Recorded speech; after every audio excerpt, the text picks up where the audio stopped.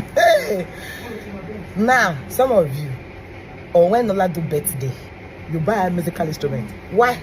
Tambourine, flute, trumpet, or it just a jabana, even kubla for worry. Tabiko share of Tobatili afford you. You now went to buy instruments for my picking.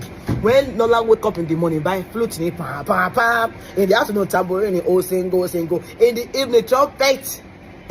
Almost a birthday. You can't think of buying handbag, Alice band, dress, or a cover.